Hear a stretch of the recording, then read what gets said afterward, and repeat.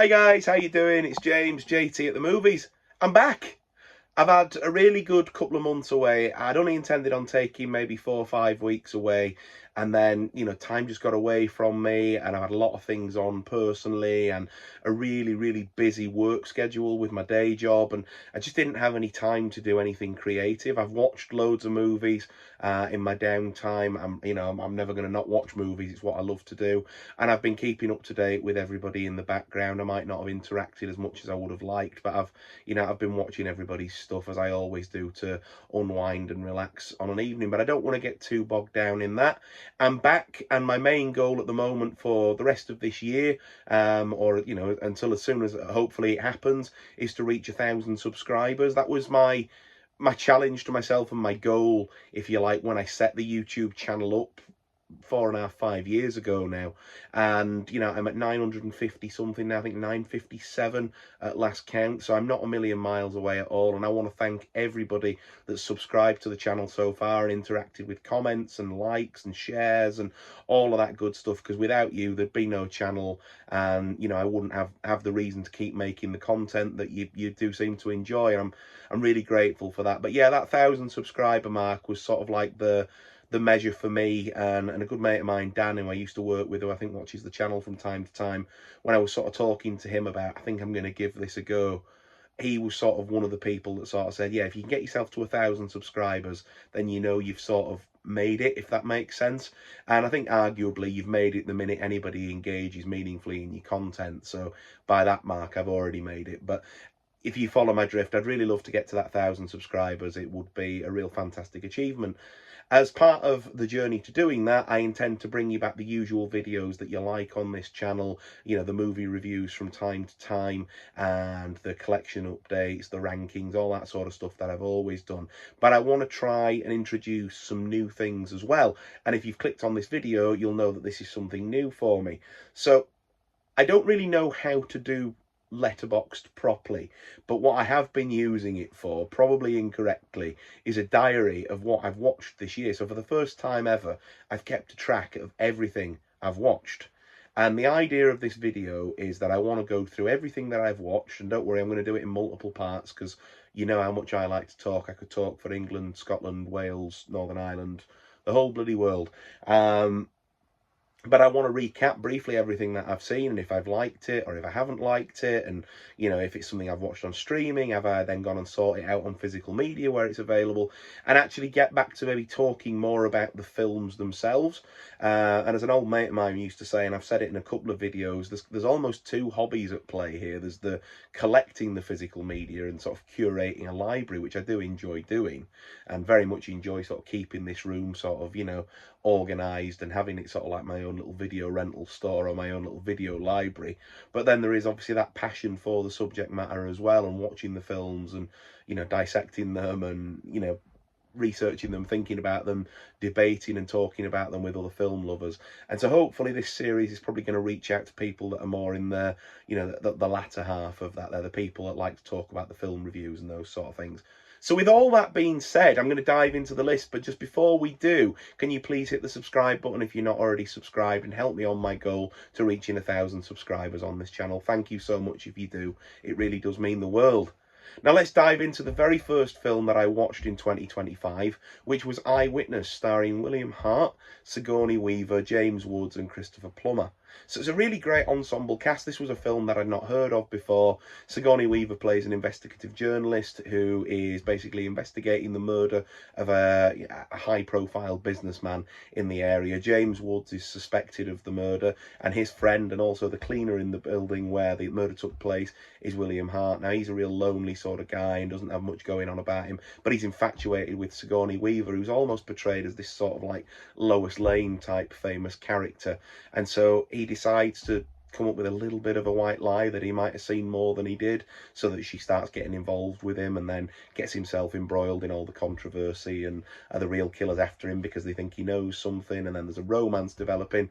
I really enjoyed it. I can see why maybe it's not a film that's as widespread as some of the cast's other works sort of thing. It was it was enjoyable without being amazing. It's also called The Janitor in some parts of the world as well, so having multiple titles probably won't help with its recognition. Now, this is probably where somebody will come in the comments and go, James, this is a really well-known film and you've just been living under a rock. But I really enjoyed it. I thought that the suspense was good. I didn't see the end coming, and sort of the reveal as to who the real perpetrators, you know, I thought was done really quite well, because it had me going all the way through the film that, you know, a certain thing was the truth, and then we got there and it kind of pulled the rug out from under me. And if a film can do that, then that's great. So yeah, I enjoyed Eyewitness. I gave that 3 out of 5 stars. The next film that I watched was one that's been on my watch list for a while, and that was The Lost City, starring Sandra Bullock, Channing Tatum, and Daniel Radcliffe. And the trailers really sold me on this when it was advertised way back in 2022, because it looked like a reimagining, a retelling, or sort of cut from the same cloth as Romancing the Stone with Kathleen Turner and Michael Douglas.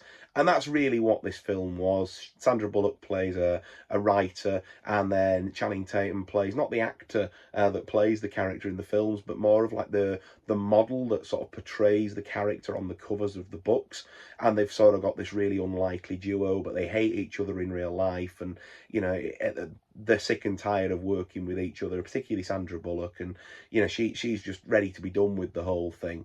Daniel Radcliffe then comes into it as the film's really eccentric villain, and he's doing everything in his power and doing it brilliantly to not be seen as Harry Potter. And I think he's done it really well, because whenever he shows up in anything now, I don't see Harry Potter, I just see Daniel Radcliffe, which I think is a testament to the guy and the effort that he's put in. But he plays this really campy, sort of like eccentric villain who wants to go and find this treasure and believes that Sandra Bullock's character is the only one that can help him do that. So he kidnaps her, and then Channing Tatum decides that, you know, if he's the hero of the books, then he can be the hero of real life. And you can imagine the slapstick that ensues. There's a treasure hunt. Do they find the treasure? Do they find something more? And, you know, like I say, it's got that real sort of Romancing the Stone sort of vibe about it. A bit more tongue-in-cheek maybe than that film, but I right enjoyed it. I gave that one 3.5 stars. The next one I watched was a first-time watch. All 3 of these so far have been first-time watches for me. And it was Train to Busan. Myself and Laura had just finished the then latest part of Squid Game, the one that came out over Christmas, the first half of season 2. As of recording this, literally the third part or the second part, the final part of it has come out anyway. But we were really sort of on that sort of Korean, you know, cinema sort of hype after watching that, and we neither of us had seen it. We really like zombie films, and so we put it on. It was bloody fantastic. I'm disappointed that it's taken me as long as it has to see this film. I'm really, really surprised that I haven't had it on sooner. I had such a great time with it. The action, the tension, the emotion. God, that ending had me welled up something chronic. I can't even tell you. It was just superb from start to finish. And I don't really want to give too much away on the off chance that anybody hasn't seen it, but I imagine most people watching this video will have seen it, and you know exactly what I mean. The characters were well written. You felt for the people that you were meant to feel for. You despised the people you were meant to despise, and the characters that had arcs were done really well. Everybody was well rounded, and everybody felt real. Like, it felt like if the world absolutely went to pot, could argue it is, couldn't you? But you know, if the world absolutely went to pot with a zombie apocalypse, that sort of thing, you can imagine that these are the sort of characters that would show up in a, you know, in a situation like this. But yeah, really, really, really great. The next one that I watched, and these were all on the same day as well. I must have been having a great lazy day on the 2nd of January. And the final film I watched on the 2nd of January was 1997's Breakdown, starring Kurt Russell and JT Walsh, amongst others.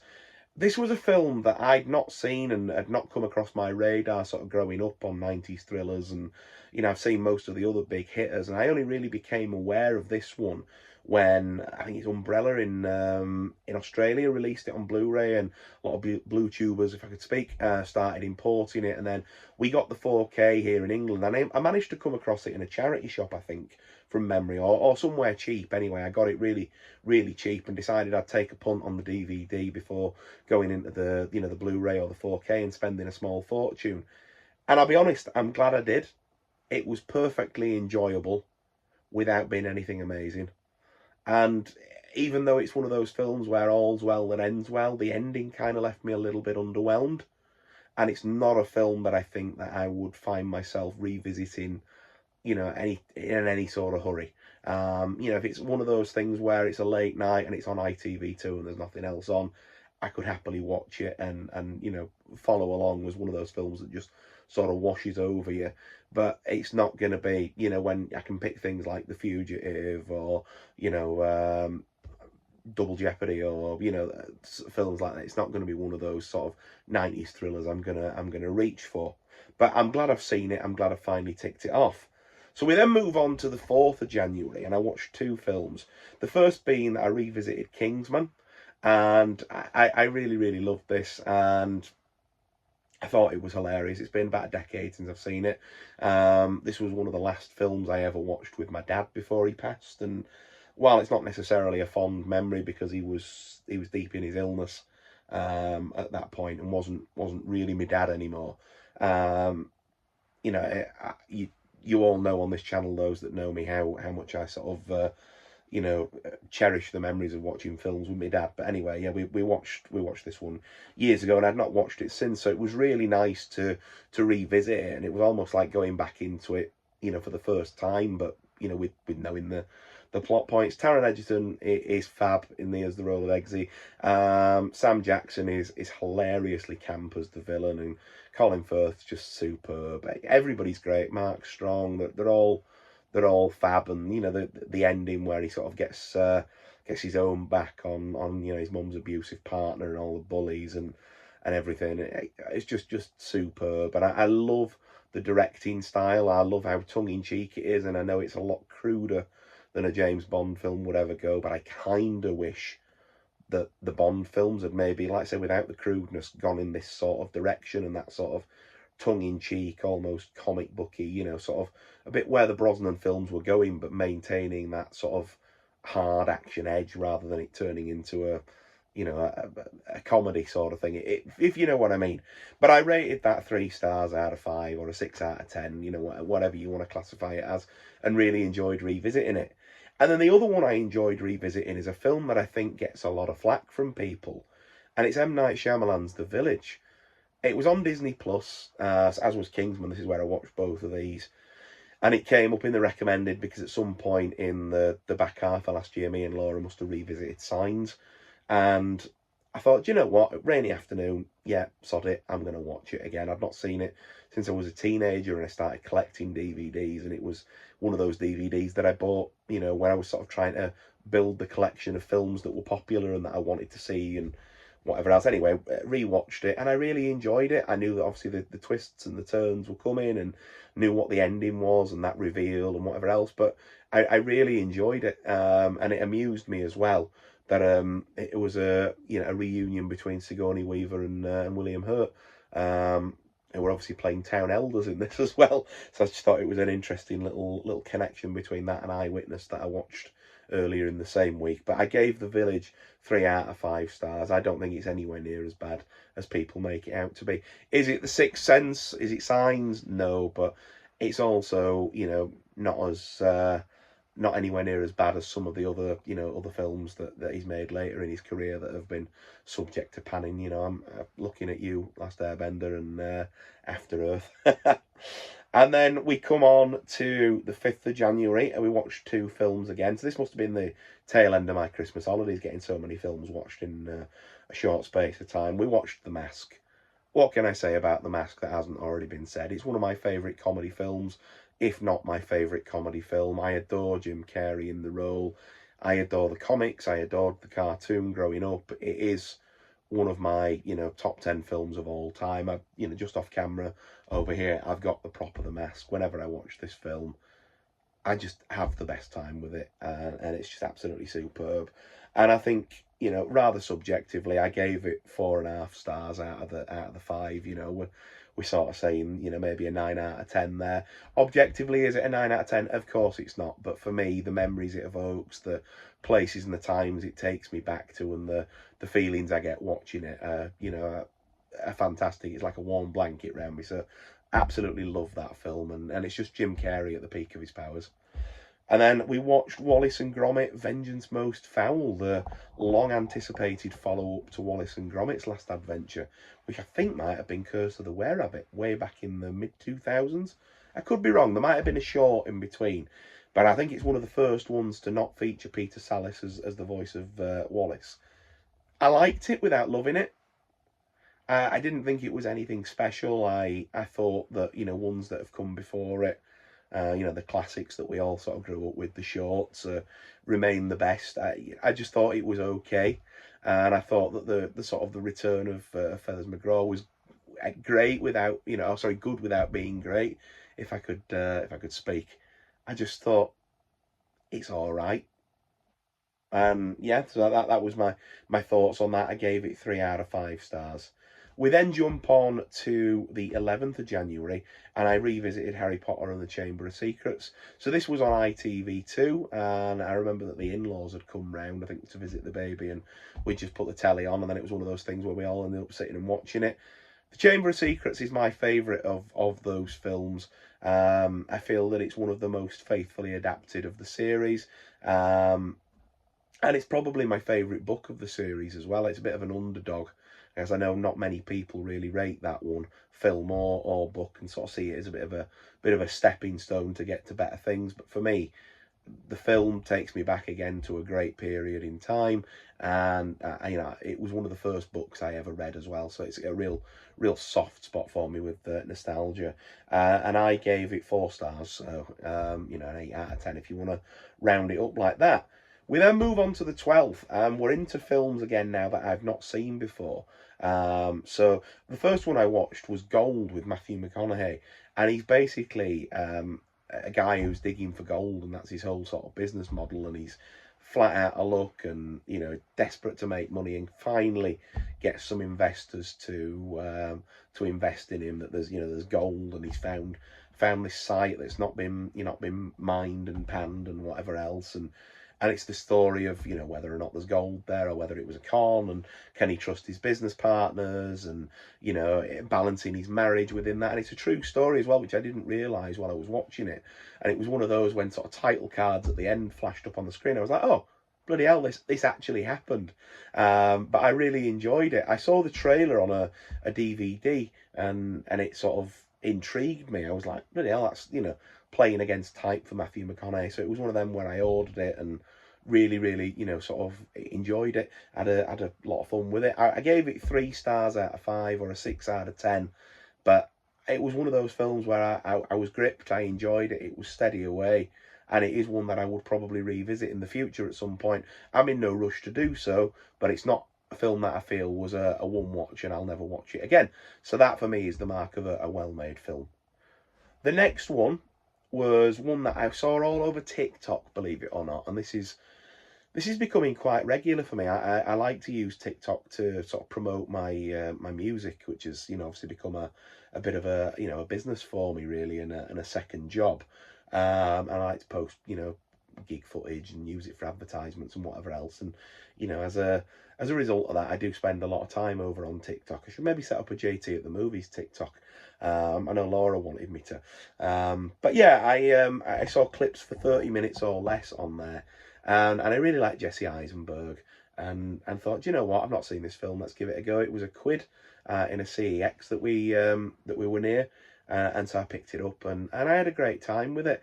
And it's a film that reminded me of another film. I don't know if you've all seen the film Big Nothing with David Schwimmer and Simon Pegg, but it's one of those where the story starts over here, and then the next thing you know, there's bad guys involved and lives are at stake, and it's unlikely heroes having to do unlikely things to sort of save the girl, and make sure that the day is saved, sort of thing.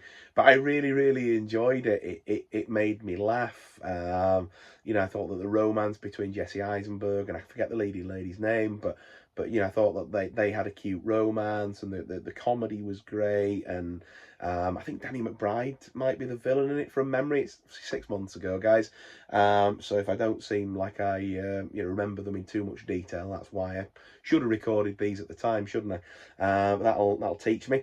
But yeah, I enjoyed I believe it was Danny McBride as the villain, and thought that he was, you know, tongue-in-cheek but just serious enough and brought enough of a daftness to it that it worked. And I really like these sort of films where they just sort of, you know, take you along the ride and are easy watching. And like I said, it reminds me of Big Nothing. And then while the subject matter's different, there's one called Mississippi Grind with Ben Mendelsohn and Ryan Reynolds, and they just all feel sort of cut from the same cloth, like these sort of films. So that was that. And then on the 15th, I watched Juror #2, Clint Eastwood's latest film. Now, I loved this film right up until the last 5 minutes. But the ending does this thing where it leaves it open to your interpretation. And I that can be fantastic, something like Inception. But it felt crap here. For me, I just really... I was on track to giving this film nearly a full 5 out of 5 all the way through. And then we got the ending, and it was almost Sopranos-esque, cut to black. And I actually shouted at the screen. Laura was like, come on, calm down. I was like, no, they're not, you know, and literally sort of, I'd been so hyped to see this film. And when it was in pictures, Alexander had just been born, and so we couldn't go. And, you know, it was one of them where it was like, I was so hyped. And then one of my biggest pet peeves in film is where they just leave it to your interpretation with the ending sort of thing, and they don't let you know. Like, I really like things wrapped up in a neat little bow. Like, as I've said before, The Fugitive is one of my favourite films. And one of the things that stops it from holding the #1 spot is that the ending, while it's pretty wrapped up, in the sequel, if you remember, with Wesley Snipes, there's the scene on the end on the town hall steps. He's exonerated and, you know, everything goes back to normal sort of thing. If The Fugitive had that scene on the end, then for me, it would be probably #1. But, you know, it's 3 or 4 at the moment in my favourites list. And it's kind of how I feel about this. Like, if they had just finished the scene that they abandoned halfway through, you know, I wouldn't have minded whether the ending was a positive ending for the character or a negative ending for the character. But just finish it. It kind of just felt lazy and not earned, in my opinion. So yeah, that was my thoughts on Juror #2. Great until the last 5 minutes. I then watched Rampage from 1987, and that's a film starring Michael Biehn as a lawyer, and it's a bit of a courtroom drama. Supposedly, Kino Lorber are putting it out on HD because at the moment you cannot get it on physical media unless you have the Polish release of the DVD from around 2000, but it's never had an English, you know, sort of Region 2 release other than that. It's never had a UK release. A US release is long out of print. So I give up waiting for that because I've been messaging Kino Lorber on and off probably every 3 or 4 months asking for an update on that, because it's one I was really keen to own in the collection since they announced it a couple of years ago, and I just don't think it's coming at this point. So I finally caved and watched it on Amazon Prime, and I enjoyed it. It wasn't the best courtroom thriller that I'd ever seen, but apparently it's based on a true story. So when they're doing these things based on a true story, I suppose there's only so far they can go with the embellishments. But I gave it a 3 out of 5 or a 6 out of 10. The next film that I revisited was on the 20th, and that was the Hatton Garden Job. And me, Laura, and her dad were all having a night while her mum was, I think, maybe out with the baby somewhere. But anyway, us 3 were all at home and scrolling through Netflix, and we happened across it, and, you know, we were all sort of, as I suppose most of the UK were when it was unfolding, fascinated with that robbery.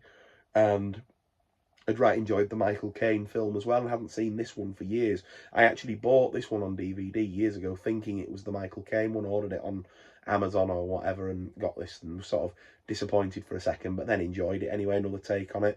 So rewatched it this time. It's nothing special. The cast are okay. The story is what the story is. You know, it follows the story beats. It does what it needs to do. Has a slightly different twist on the ending and the unknown member of the gang that supposedly got away, and, you know, whatever else. I gave it 2.5 stars, or a 5 out of 10. And then we've got 3 films left for January, and then I think this is where I'll draw the line under the first part of this series and then move on to the second part.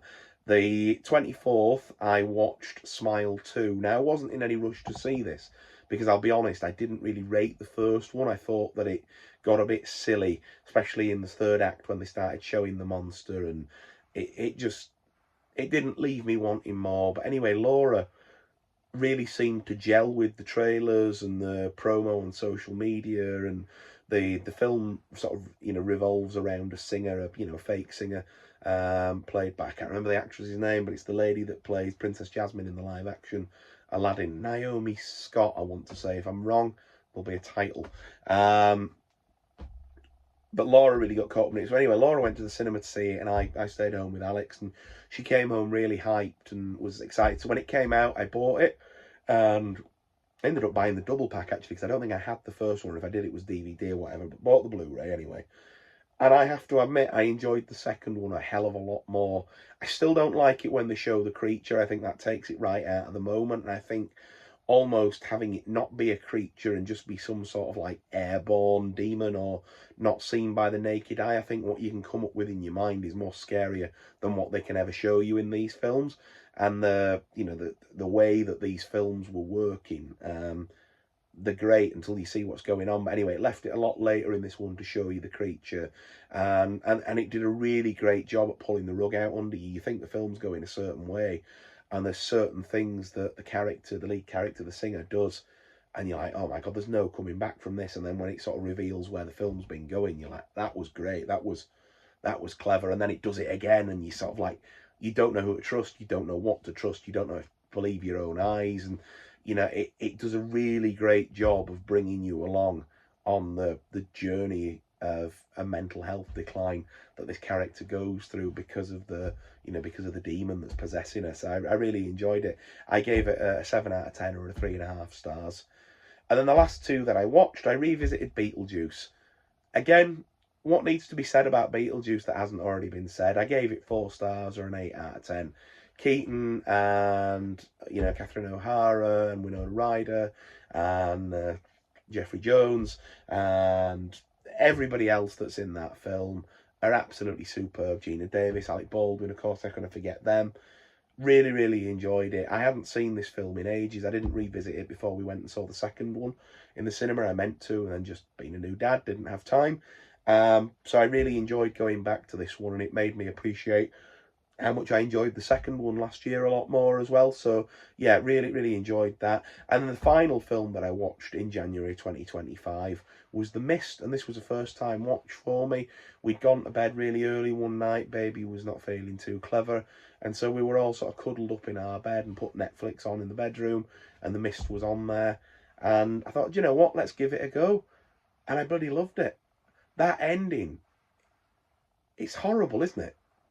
I'm not going to spoil that, because that's one of the, you know, greatest sort of shock endings of a modern film, I think. And, you know, I think it'd be really cruel to sort of deprive anybody of that might get this far in the video and have not seen it. But that ending, God almighty.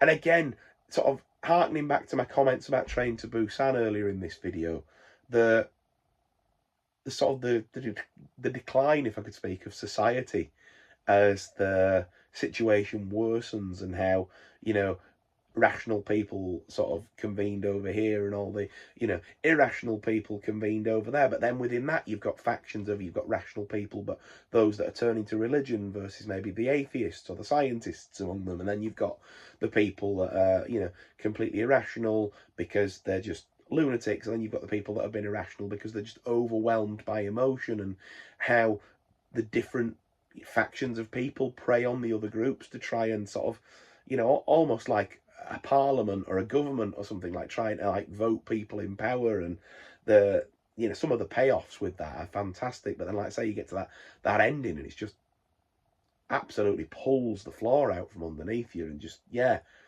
I was thinking about it for days. So I gave that one a 4 stars out of 5 or an 8 out of 10, and absolutely will be revisiting that one soon.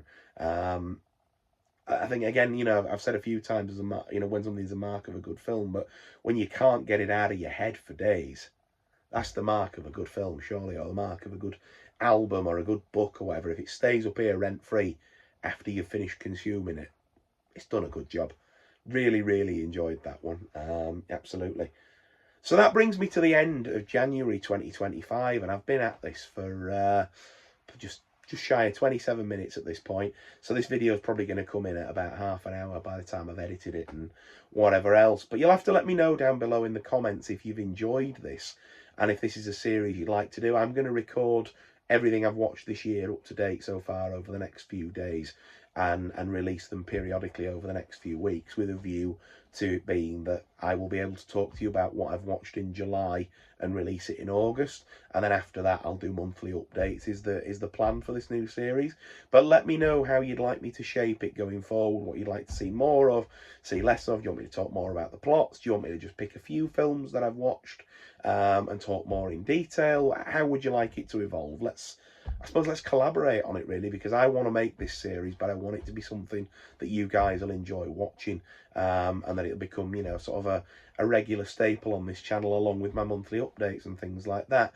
But I also don't want it to double up with, you know, with that, and it just be two versions of the same video, because I suppose if I bought the film and then watched it in the same month, the commentary's maybe gonna echo. But that's something for me to think out. But I'd love your input down below in those comments. If you've enjoyed this video as well, please give it a thumbs up. And harkening back to what I said at the beginning, I'm on the road to 1,000 subscribers.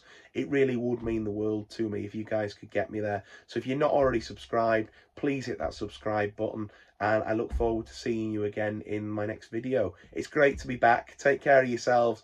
Bye for now.